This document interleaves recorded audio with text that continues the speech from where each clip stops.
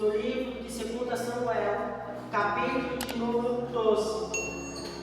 No livro de 2 Samuel, capítulo 12, versículo 1 ao 15, no qual vamos falar acerca sobre Davi, a onça que ele comete um ato de adultério contra Batseba, e a onça que também Natã, o profeta Natã, vai até a presença de Davi, repreende Davi pelo pecado que ele cometeu. Não foi só o pecado de adultério, mas tanto foi o assassinato e outros tipos de pecado, se nós for a fundo no ensino da palavra de Deus.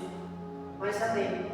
A 2 Samuel, capítulo 12, versículo 1 ao 15, que diz assim: E o Senhor enviou Natã a Davi, e entrando ele a Davi, disse-lhe: Havia numa cidade 2 homens, um rico e o outro pobre.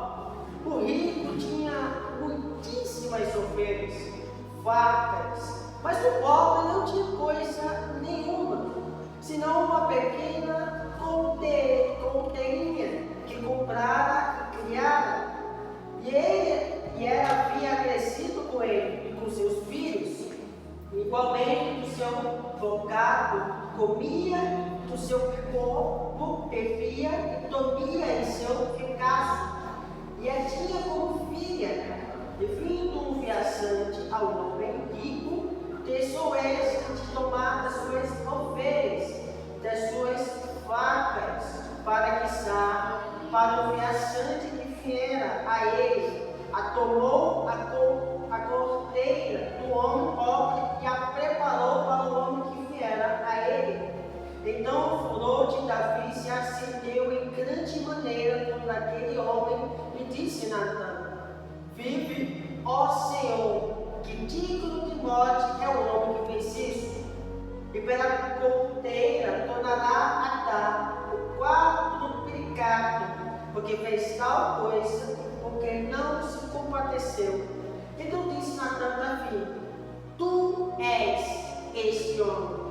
Assim diz o Senhor, Deus de Israel: Eu te ungi rei sobre Israel, e eu te livrei das mãos de Saul, e te dei a casa de teu Senhor, e as mulheres de teu Senhor em teu seio, e também te dei a casa de Israel.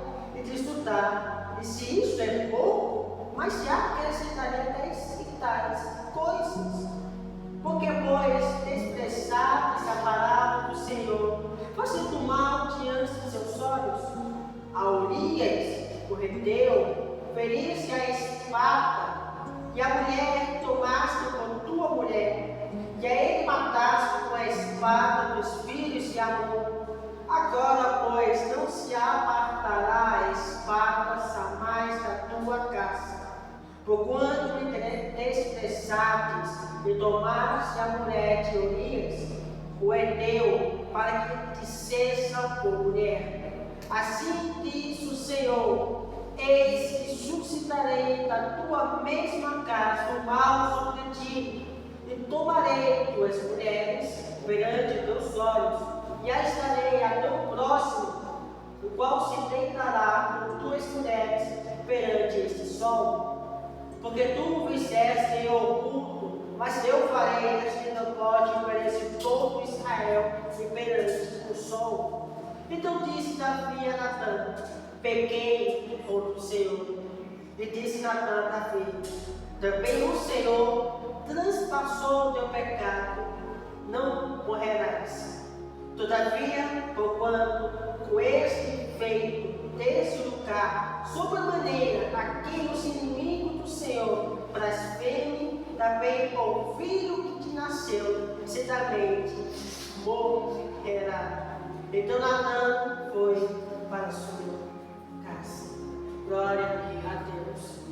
Nesta passagem, a qual é narrado em 2 Samuel, capítulo de número 12, versículo 1 ao versículo de número 15, Nós vemos o contexto a qual, no versículo anterior, versículo de número 11, versículo 11, aonde que Davi comete um pecado de adultério. Não só o pecado de adultério, mas o assassinato e também o mau pensamento. Ele, de qualquer forma, ele quebrou toda a lei, aonde que era a Torá, que era proibido, aonde que Davi praticamente cometeu diversos delírios. E aí, Salmo 51, nós vemos o contexto, aonde que Davi, ele traz um salmo, um cântico ao Senhor, se arrependendo dos seus pecados, dizendo: tem misericórdia de mim, ó Deus, porque eu sou um homem pecador, porque eu tenho lábios impuros. E aí ele fala ainda mais: purifica com teu socorro, purifica como alva, porque sem ti eu não sou nada, santifica-me. Sabe, Davi, ele reconheceu o seu pecado. Então o tema nesta mensagem é o reconhecimento, a necessidade de uma mudança por completo. Nós temos o reconhecimento das nossas fraquezas, é nós reconhecer a nossa pecaminosidade. Se nós erramos, reconheça a sua natureza, reconheça que você errou. Então aqui nós vemos que Davi, ele começa esse pecado. Natan, antes de trazer uma mensagem, talvez Natan ficou um pouco meio apavorado, porque imagina só, de uma forma Natan falar de cara para o rei, dizer: você pecou, se arrepende dos seus pecados. Talvez ele morreria. Da mesma forma que foi com Isaías, com Manassés, aos que Manassés manda de uma forma, rebatir ao meio Isaías. Isaías morreu de uma forma rebatida ao meio. Foi algo tão trágico por meio de Manassés, aos que está escrito aí, aos que os estudiosos falam sobre isso, interessante sobre esse contexto. Então talvez o profeta Natan ficou um pouco meio apavorado se dizer repreendeu o pecado. Então ele conta uma parábola. E nesta parábola, Davi, ele de uma forma fica o quê? Indignado. Porque ele vê aquela atitude do homem rico, que ele pega a sua ovelhinha do homem pobre, de uma forma ele tenta mata a ovelha do homem pobre para trazer o alimento para o viajante. E aí o que acontece? Davi fala que esse homem precisa ser executado, porque a lei, a Torá, fala sobre exatamente isso, para que se alguém furtar ou cometer algum mal contra o seu próximo, era a aplicação à morte. Então Davi, ele conhece esse mal. E aí o que acontece? Natan fala: esse homem, quem fez esse ato, foi você, Davi. Porque você não vê que a luz que o Senhor tem te dado tantas coisas, mas você vai logo para uma mulher casada, Davi.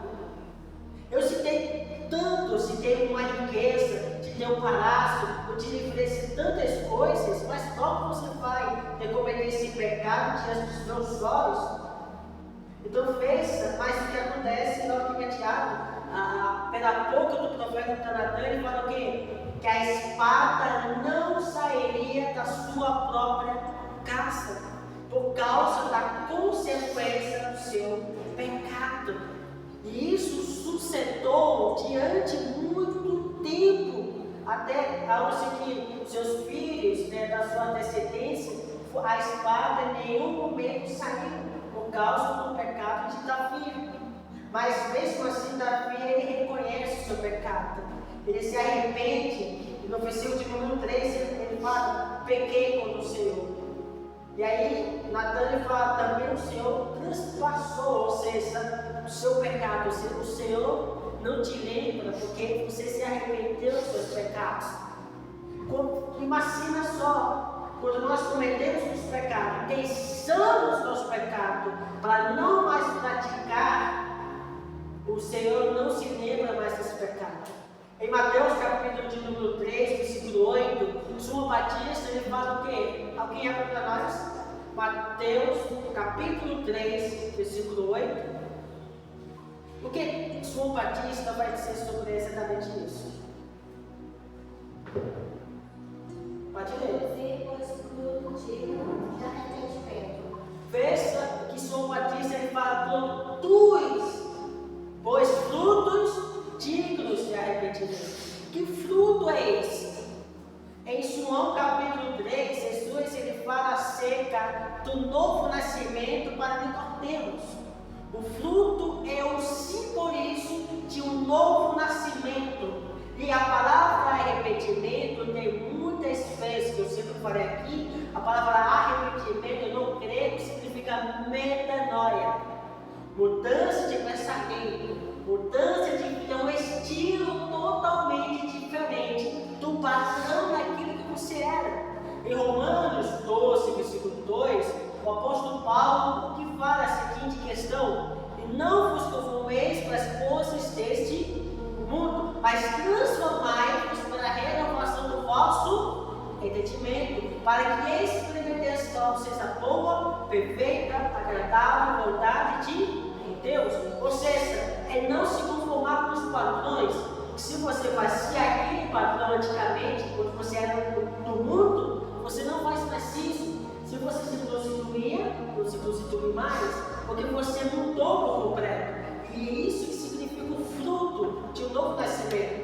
Então veja, e ainda mais Jesus fala que é necessário nascer de novo da água e do Espírito, porque quem não nasce da água e do Espírito não pode entrar no reino de Deus, porque o que nascido da carne é carne, o que nascido do Espírito é Espírito. Porque em Gálatas, capítulo de número 5, nós falamos sobre isso, sobre o versículo 16, acerca os frutos da carne e os frutos do Espírito Santo, versículo 22 e o versículo 16. Gálatas, capítulo 5, versículo 16, fala acerca dos frutos da carne, e o versículo 22 fala acerca do fruto do Espírito Santo.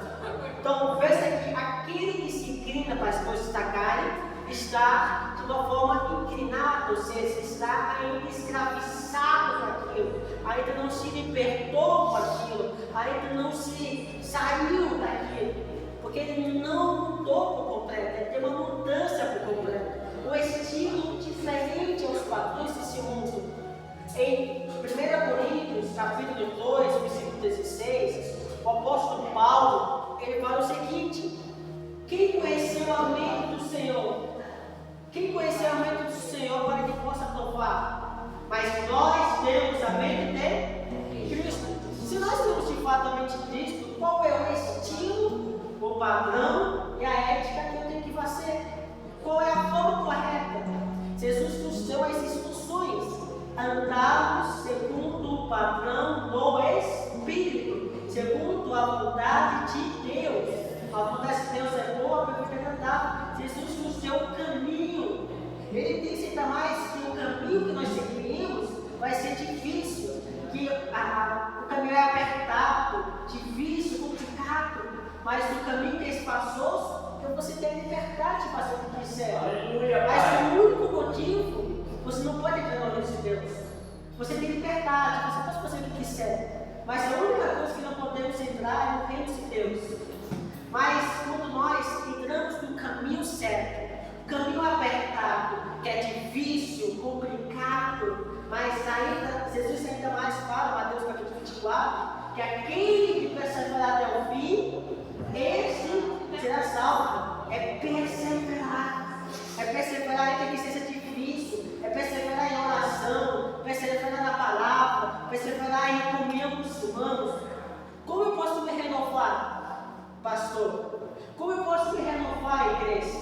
Qual é o tipo de renovação que eu devo fazer para ter força a suportar e vencer as limitações desse mundo? Qual é? Salmos capítulo 1, ele diz o seguinte: meditando na palavra de dia e noite. Aí que está o mistério. Meditar na palavra de dia e de noite. Exatamente. A oração é o meio onde você busca o Senhor, através da palavra de Deus. Salmo 119, versículo 10 fala: como purificará os homens o seu caminho? Observando a palavra. É nós tendo uma renovação, buscando. Quanto mais eu leio a palavra de Deus, mais eu compreendo a necessidade de buscar mais ao Senhor, mais eu conheço a minha pecaminosidade, aonde que o Senhor fala para nós essa manhã, no capítulo 4, ele fala que verá um tempo em que os verdadeiros adoradores, que adorarão ao Pai em espírito e em verdade, e esse tempo é agora. Será que nós temos adorado ao Senhor em espírito e em verdade? Em Romanos capítulo 12, versículo 1, o apóstolo Paulo fala acerca qual é o estilo, qual é o pensamento, qual é será que estou glorificando a Deus com o meu corpo para glorificar o Senhor? Abre para nós, Romanos capítulo 12, versículo 1. Abre para nós. Obrigado. Romanos capítulo 12, versículo 1. 12, 1. Romanos capítulo 12, versículo 1.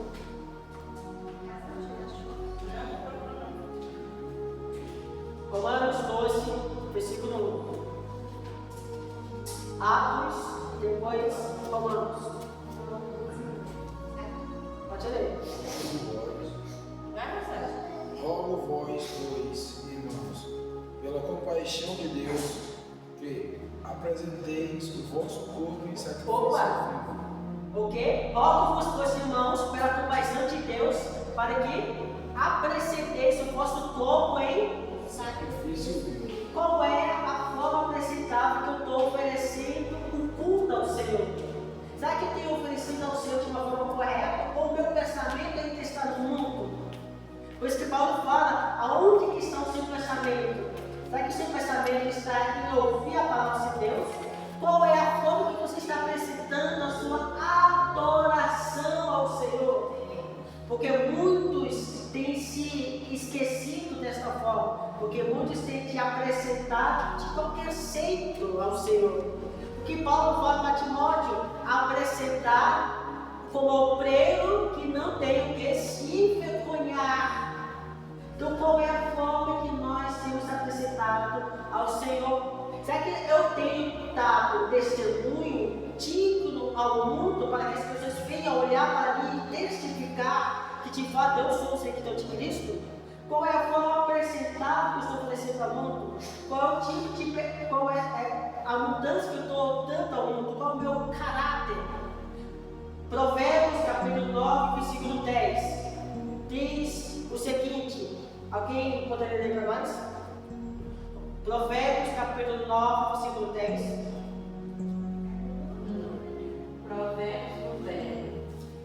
Provérbios 9, 10. O temor do Senhor é o princípio da sabedoria, e a ciência são a prudência. Obrigado. Veja que o temor do Senhor é o princípio da sabedoria, e a ciência do santo a prudência. Então, quando falamos sobre temor, falamos sobre o que? A reverência.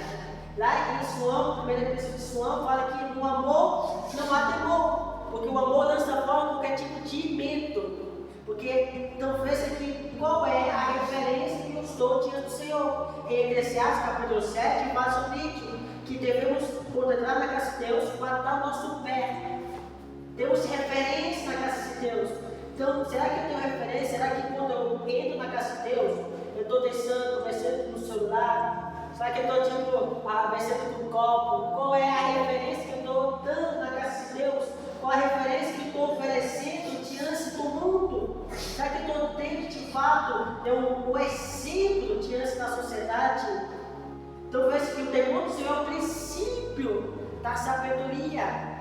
E quando falamos sobre sabedoria, o que? São as adversidades adquiridas diante ao passar do tempo.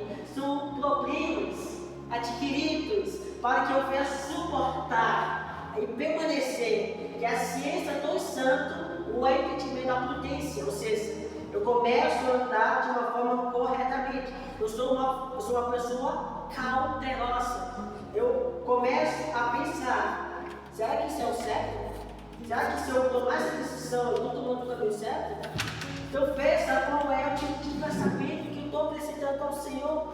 Então Davi, ele mostra sobre isso. Davi nos ensina a reconhecer a nossa pecaminosidade. Porque a nossa natureza é uma natureza pecaminosa. Nós erramos porque nós somos falhos. Em Atos dos Apóstolos, capítulo 2, nós vemos Saul se descida do Espírito Santo.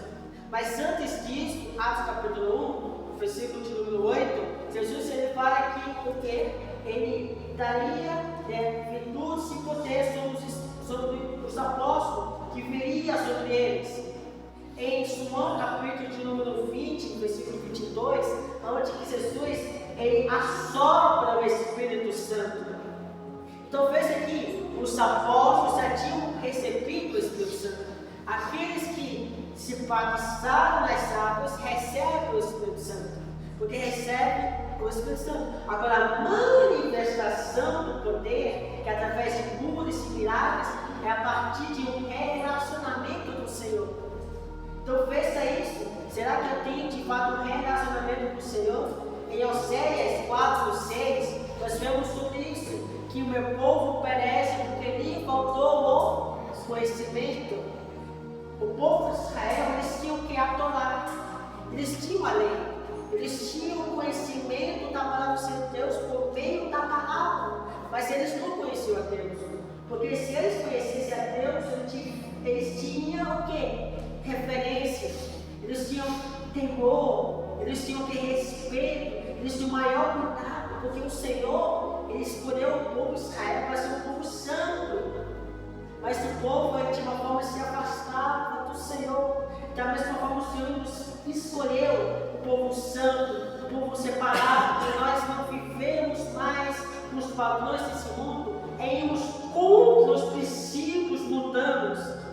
Em Lucas capítulo 9, versículo 1, Jesus ele comissiona os apóstolos a pregar a palavra de Deus, tanto sobre eles virtudes e poder. Então, quando falamos sobre virtudes, falamos sobre caráter.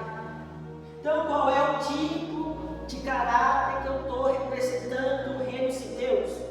Será que estou de fato sendo um representante do reino de Deus aqui na terra? Ou será que estou sendo um hipócrita diante do mundo? Pois que Jesus fala poder, quando falamos sobre poder, fala sobre autoridade. Autoridade não concedida humana, autoridade concedida celestial. Por isso que tem autoridade sobre expulsar demônios, sobre curas, milagres, maravilhas, essas coisas. Então veja aqui, a autoridade é concedida diante do Senhor através de um relacionamento com o Senhor, através de um caráter, uma ética. Qual é o tipo de... Será que eu estou representando o reino de Deus? Por isso que, muitas das vezes, será que quando eu entro ou subo no altar, será que quando eu estou no ato de pecado, eu tenho autoridade para ser uma pessoa pecadora? Será que quando eu estou no ato de adultério, será que eu tenho autoridade para dizer para essa pessoa de arrepender? De forma nenhuma. Porque eu estou sendo hipócrita, porque não me arrependi.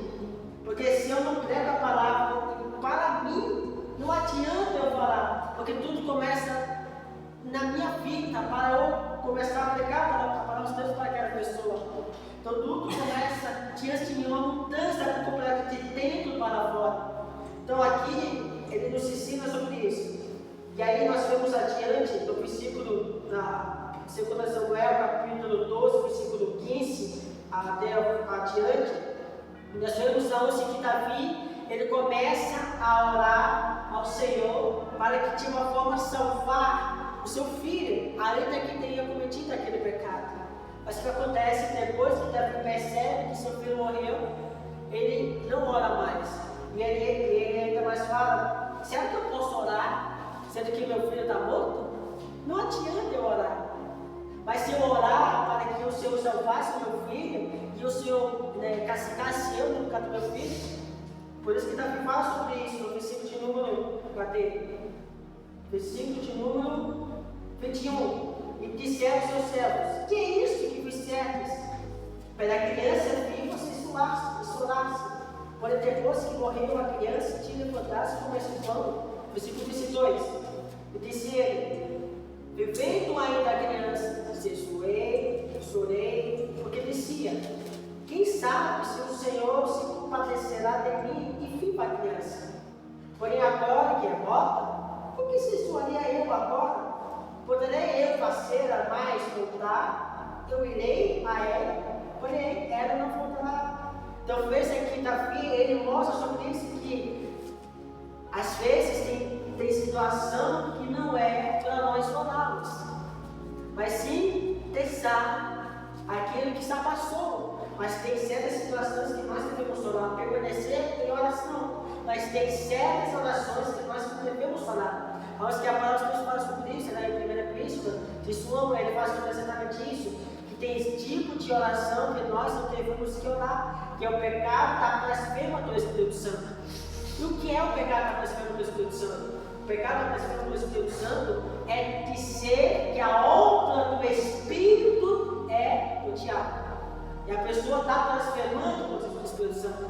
E é isso que aconteceu quando os fariseus estavam dizendo: Jesus expulsa o Espírito e tal. E eles estavam blasfemando por causa, dizendo que era do inimigo, mas na verdade era do Espírito Santo. É esse tipo de pecado da blasfema do Espírito Santo. É dizer que as obras do Espírito é mediante as obras de Satanás. Então é exatamente isso. Então esta palavra que eu quero deixar para a meditação dos irmãos, como o horário ele corre rápido, Glória a Deus por isso. Então eu quero deixar essa meditação para os irmãos, que nós venhamos a ter um tipo de pensamento, um estilo totalmente diferente aos padrões desse mundo. Temos uma renovação, lemos um pouco mais, buscamos em oração a palavra de Deus, permanecemos diariamente, vivemos princípios, uma ética voltada ao Senhor. Amém?